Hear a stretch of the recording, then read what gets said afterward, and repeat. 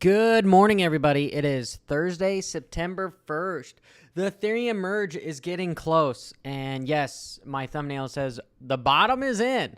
And do I believe that? It's quite possible that it is in. And why would I say that the bottom is in? Well, more than likely for stocks, it's probably in because of the whole peak inflation and, the last report that we got from the feds, it was 8.5 when we were thinking it was going to be, 9.2. And, then we have the whole CPI numbers, and we were thinking that interest rates we were going to raise them by a whole basis points, and we didn't. So it's almost like the top has been here, and so now we're trying to get everything continuing to go back up. And, a recession is defined as 2 quarters of declining GDP, which it has. No doubt about it. It's had 2 quarters of declining GDP. But what the feds and everybody says is because of unemployment is low, that it shouldn't be considered. So they're changing the definition there.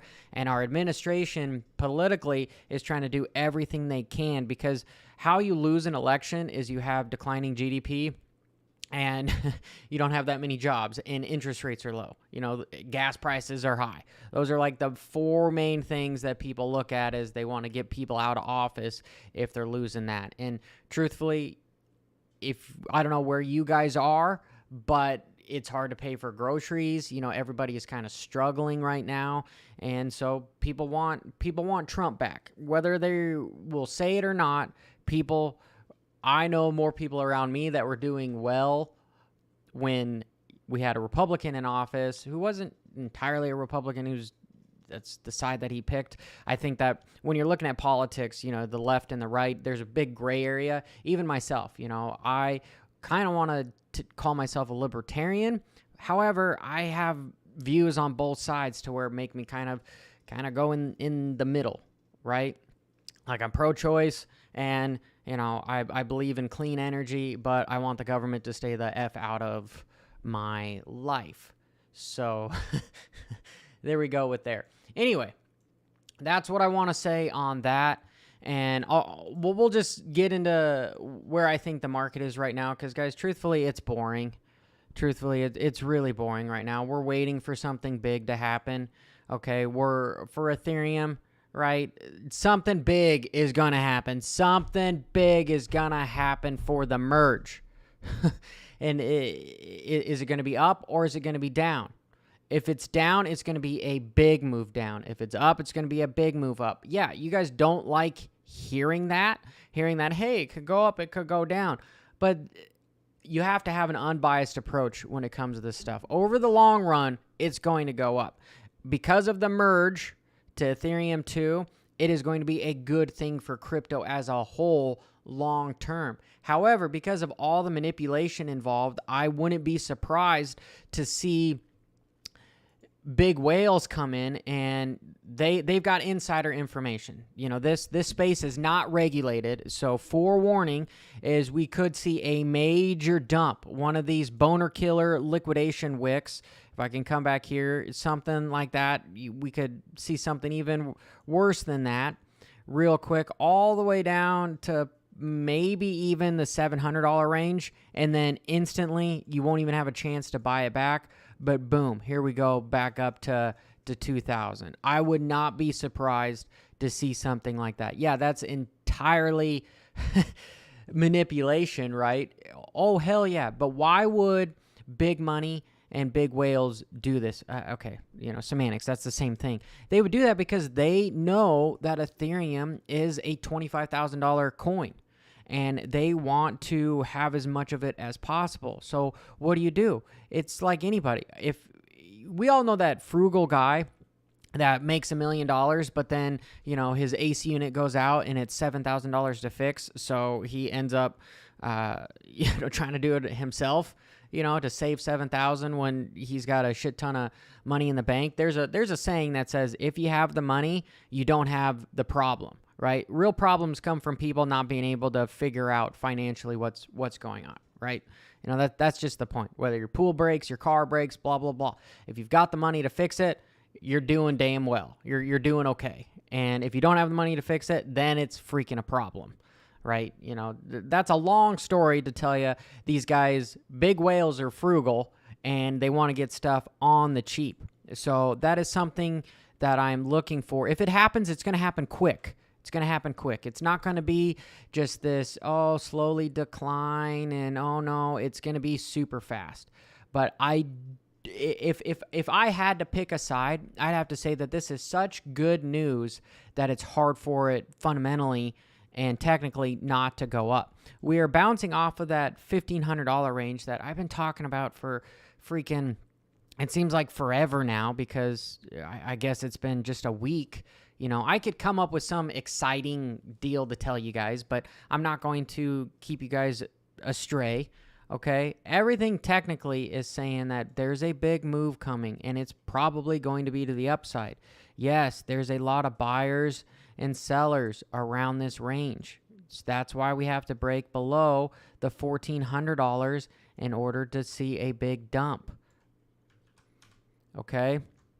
It's just there's nothing more to do. There's that saying where you want to, when there's nothing smart to do, don't do anything in trading. And that's exactly what this is there's really nothing smart to do until we break that 1650 range, okay? 1650 on Ethereum is the range to break. There's nothing smart to do until we break that range, which is right here. Okay? Okay.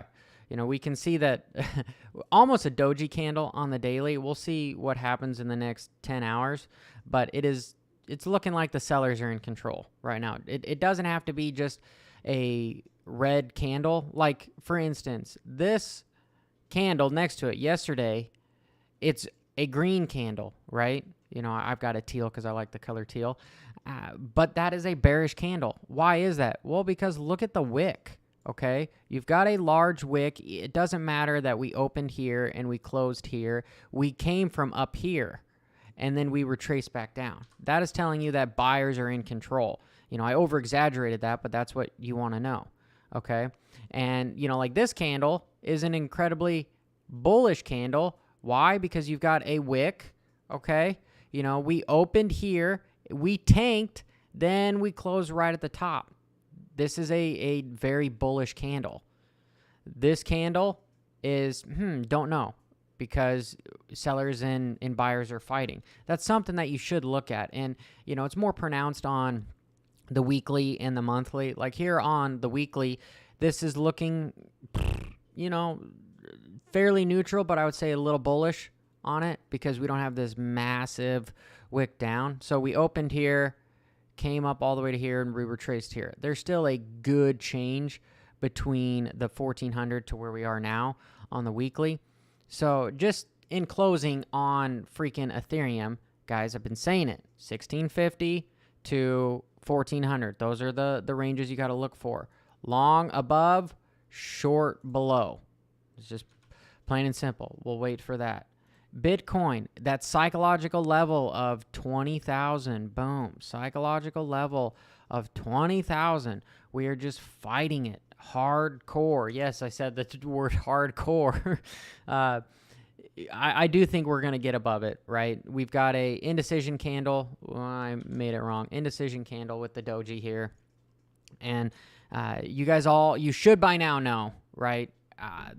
The few of you that are in here should know that, hey, the line in the sand is 20,500. Excuse me, 20,500 or 19,000. We're closer to the latter of 20,500. Excuse me, 20,500. I can't freaking talk. 20,500 is what we're looking at to go long and what we're looking at to go short. I've got it here on my chart, okay? So go long above here, and we're going to go short anything breaking below here. Simple. Simple. On the daily, we can see stochastics is ready for a big pump. Same thing with RSI. We can look at all those declining indicators. Looking at the moving averages, we're below everything, okay? So that's just plain and simple. There's not much else going on there. And there's a lot of negative sentiment in the news. We even have MicroStrategy saying that he evaded $25 million in district taxes. Well, he didn't say. He's being sued for it. And they're going after him for $100 million in unpaid taxes and penalties because he's saying he doesn't have a personal income. And he lived in Florida, but he actually had more homes in D.C. That's like he just had his home address as in Florida is what he did because there's no, income tax there. And truthfully, a guy like this, how the rich don't pay that much in taxes is they borrow against their assets. It's just simple as that. They borrow against their assets, so it doesn't count as income. If you take a loan out on all your crypto or, your mortgage, you have a HELOC or something, or you have in your investments, just your stock portfolio, it's not considered income, right? But if you take the government assistance when it comes to the $10,000 to $20,000 for student loans, that's going to be considered income. So you're going to have to pay taxes on that. It's going to be added to, you make $100,000 a year, you take the $20,000. Ooh, now you're into $120,000, and potentially if you're single, you're going to get into a higher tax bracket. Just silly there. So no, they're going after him because he just was residing in Florida, at least his address was, but they're using evidence that, hey, he had pictures about his home in Washington, D.C., when he actually said he lived in Florida. I don't see that you have to live in Florida the entire year to say that you're a resident of Florida. I think that's complete BS. This is them just FUD, fear, uncertainty, and doubt. They're trying to go after him for money, right? And this is a little scary because if the IRS is going after more people, it's kind of it's absolutely scary. It's killing the middle class is what it's doing. It's killing the middle class, even though this guy's bigger, he's a rich guy. He's the 1%ers. All right. But truthfully, guys, that's all I have for you this morning when it comes to crypto. I'm not doing anything. I'm not trading anything. If anything, I am buying and investing. I already bought stuff over the weekend, so I usually like to buy stuff on Friday to Sunday. That's, when I have a little bit more free time, that's what I like to do. So right now, I'm not adding to my long-term wallet unless I see like a huge crash. But truthfully, I feel like we have more of a chance of going to the upside than we have going to the downside. I know there's a lot of bears right now involved because they're seeing this stuff. Here's a low, here's a new lower low. It's not looking good on the short term, right? Even if I zoom out here, we've broken the trend and it's been in a downtrend, but for some reason, I just feel like there's a reversal happening here, and it's all because of the catalyst of the new Ethereum merge, right? Just the new Ethereum merge. But I guess last thing, if you guys want to trade with me, you can get up to $4,000 free at the link in the description with Bybit. You'll instantly get $30 that you could trade like $3,000, and you could come back here in the chat and we could talk more about stuff. I'm gonna add. I'm thinking about maybe getting a Discord going, or I'm thinking about potentially adding something to the channel to where we can join and we can have a chat room. And I think it would be useful. I think it'd be helpful. Yes, I'm a smaller channel here, but hey, that we'll grow together, right? But I'm giving you good information here, and I hope you guys appreciate it. Please like and subscribe, and I'll probably see you, probably tomorrow morning. I do have some other Zoom calls for my other YouTube channel that I've got going on, but I'll try to fit it in. If I can't fit it in, I'll fit it in the afternoon. But I appreciate all of you guys, and thank you.